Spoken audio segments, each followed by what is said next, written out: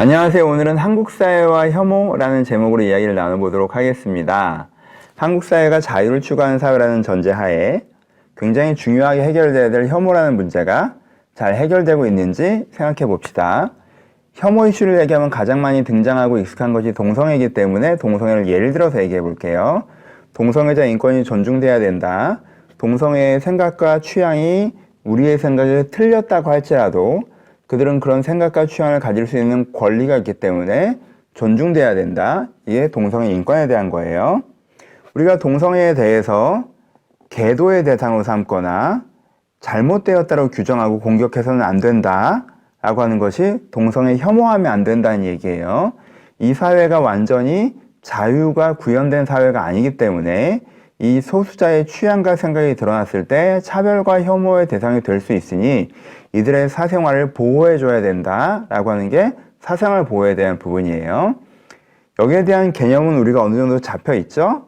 그래서 우리가 이번에 이태원 클럽 문제가 터졌을 때에도 이 사회가 이것이 동성애자들에 대한 혐오나 차별, 강제적인 아우팅이 돼서는 안 된다라고 사회적 고민이 그래도 좀 이루어지고 있죠. 그런데 한 가지 좀 짚어보고 싶은 건 신천지 때는 어땠죠? 신천지 신도들도 강제적으로 아우팅되는 걸 두려워했어요. 왜냐하면 그렇게 되면 혐오와 차별의 대상이 되기 때문이죠. 근데 이 사회가 거기에 대해서는 그다지 고민하지 않았어요. 여러분 오해하지 마세요. 신천지 때 혐오했으니까 동성애자도 혐오해도 된다는 얘기를 하는 게 아니에요. 동성애자 혐오하면 안 되는 것처럼 신천지 혐오하면 안 됐어 라는 얘기를 하는 것이기도 해요. 하지만 좀 더 넓게 우리 사회가 이 혐오 이슈에 대해서 어떤 영역에서는 작동을 하는데 어떤 영역에서는 작동을 안 하고 있다는 거예요. 내가 어떤 영역에서는 인권, 혐오, 사생활 보호 개념을 작동시키면서 다른 영역에서는 그러지 못해서 우리나라에서 혐오가 어느 부분에서는 이 혐오를 고쳐야 된다고 얘기하지만 굉장히 많은 부분에서 혐오가 만연되어 있는데 여기서는 별로 감각이 없다라는 거예요. 그래서 우리가 좀 더 넓은 시야로 내가 틀렸다고 생각하는 누군가에 대해서 존중하고 있는가? 내가 혹시 그를 열등한 사람이나 미숙한 사람으로 규정하고 계도의 대상이나 공격의 대상으로 삼고 있지 않는가에 대한 좀 더 넓은 혐오에 대한 고민이 필요하다라고 하는 것입니다. 한 가지 더. 이 지점에 익숙하기 때문에 예를 이쪽으로 들어보는 거예요. 동성애 혐오를 반대한다고 말하시는 분들의 얘기를 들어보면 혐오랑은 좀 다른 이야기를 하실 때가 있어요. 그분들은 동성애가 납득할 만한 것이라고 굉장히 계속 반복해서 얘기하고요. 그것을 납득시키려고 합니다.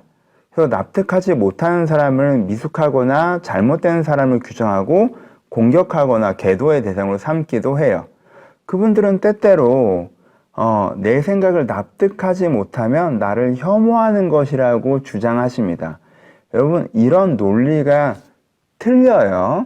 그건 동성애가 맞냐 틀리냐 논리하는 가치 논쟁이지 혐오에 대한 게 아니에요. 저는 동성애 이슈에서 혐오라는 단어를 이렇게 사용하는 게 문제라고 생각합니다. 왜요? 자꾸 사람들이 혐오를 납득의 문제라고 오해하기 때문이에요. 여러분 혐오는 납득의 문제가 아니에요. 내가 생각하기엔 저 생각이 말도 안 되는 생각인데 그는 그런 생각할 수 있는 권리를 가지고 있기 때문에 그 권리를 존중하는 것이 혐오로부터 자유로운 거예요. 그렇게 해서 이걸 이렇게 이해하지 못하고 계속 혐오를 납득의 문제로 가지고 가면요. 계속 쌍방간에 혐오하고요. 내가 이해하는 만큼에서만 존중하고 내 이해 선을 넘어가면 도저히 이해할 수 없으면 그때는 혐오해도 된다는 당위성이 생겨버린단 말이에요. 그러니까 혐오를 절대 납득의 문제로 가져가시면 안 되고 내가 생각하는데 말도 안 돼도 존중해야 되는 문제라는 것들을 이해하시는 것들이 필요합니다. 여러분 혐오는요 우리 지금 요즘 시대에 굉장히 많이 횡행하고 있어요. 대표적인 것 중에 하나가 정치적 혐오죠. 나와 정치적으로 반대 입장에 있으면 어떻게 해요? 계도의 대상으로 삼거나 문제적인 인간이라고 생각하죠. 그래서 이런 사람들이 사실 없어져 버려야 된다고 생각해요. 그가 그렇게 생각할 수 있는 권리가 있고 그런 사람들이 다수라면 그들이 이 사회의 일원으로서 그런 메시지 전할 수 있는 발언권을 갖고 있어. 나는 그 대상과 중간에 타협해야 된다는 생각을 하지 않아요. 이 세력을 없애버리려고 합니다. 이게 정치적 혐오예요. 계층적 혐오도 등장하기 시작했습니다. 가진 사람들은 못 가진 사람들이 없는 것처럼 생각하고 살아가고요. 못 가진 사람들은 가진 사람들이 없어져야 되는 것처럼 생각하고 살아가요. 이 양쪽이 다 혐오죠. 기득권은 기득권 없는 사람들이 없는 것, 존재하지도 않는 것처럼 기득권 사고방식으로 생각하고요. 기득권이 없는 사람들은 기득권이 가진 사람들이 되게 악한 존재여서 없어져 버려야 되는 사람인 것처럼 생각하면서 살아간단 말이에요. 그러니까 이 생각이 충돌할 수밖에 없죠. 근데 상대를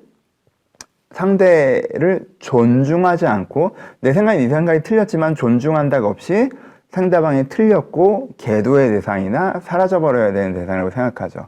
혐오입니다. 남성과 여성 사이에, 나이 든 사람과 젊은 사람 사이에, 나와 이질적인 집단 사이에 이런 혐오들이 반복해서 등장하고 있습니다. 우리 사회의 혐오가 일상화되고 있다는 거예요. 여기서부터 벗어나야 됩니다. 이 사회가 자유를 추구하는 사회라면 가장 문제적인 것이 내가 맞고 다른 사람들을 계도나 공격의 대상으로 보는 거예요. 혐오예요. 이 부분을 해결해야 우리가 함께 자유를 추구하는 사회를 만들 수가 있습니다. 여러분 민주주의자십니까? 그러면 여러분은 이 혐오의 문제로부터 벗어나셔야 됩니다. 기독교인이십니까? 여전히 이 혐오의 문제로부터 벗어나야 됩니다. 제가 최근에 한 고린도서 성경 공부 6번을 한번 읽어보셨으면 좋겠습니다. 하나님께서는요, 그 사람의 위치와 상관없이 그 사람을 사람으로서 존중해야 된다고 가르치십니다. 여러분 한번 고민해 보셔서 혹시 혐오에 빠져 있고 있진 않은지, 혐오를 쓰고 있진 않은지, 그다음 거기서부터 벗어나려고 결정하시는 것이 필요합니다. 감사합니다.